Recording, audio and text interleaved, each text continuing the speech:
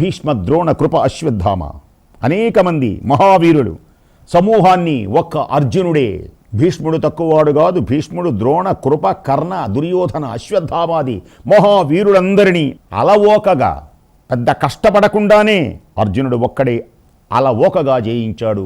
ఆ జయించిన రోజే విజయదశమి.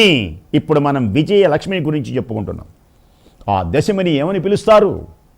అన్ని దశములు వేరు, ఆ దశమిని మాత్రం విజయదశమి అని పిలుస్తారు. విజయదశమి ఇంకొక, ఈ విజయదశమి ఈ విశిష్టత రావడానికి ఇంకో విశేషం ఉన్నది. విజయ ముహూర్తం అంటారు దాన్ని, విజయ ముహూర్తం. ఆ ముహూర్తంలో ఏ కార్యము చేసినా విజయమే. ఇక నీవు పంచాంగాలు నక్షత్రాలు అక్కర్లా, ఆ రోజున ఏ పని చేసినా విజయమే నీకు. విజయలక్ష్మి అమ్మవారు అనుగ్రహిస్తుంది. ఆ రోజున నన్ను ఎవరు ఆరాధిస్తారు, ఆ రోజున ఏ కార్యము తలపెడతారు, నేను వాళ్ళని దీవిస్తాను. కాబట్టి ఇలాంటి ముహూర్తం, పరమ పావనమైనటువంటి ముహూర్తం విజయలక్ష్మి జగన్మాత ఆ విజయలక్ష్మిగా అవతరిస్తుంది. సాధకులకు అఖండమైనటువంటి విజయంను చేకూరుస్తుంది అమ్మవారు.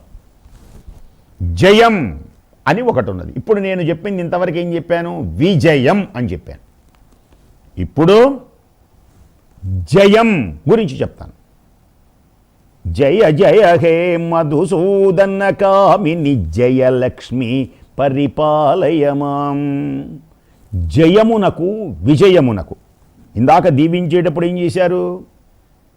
జయీ భవ విజయీ భవ. మనకు కవులు కూడా రాస్తారు, జయీ భవ విజయీ భవ.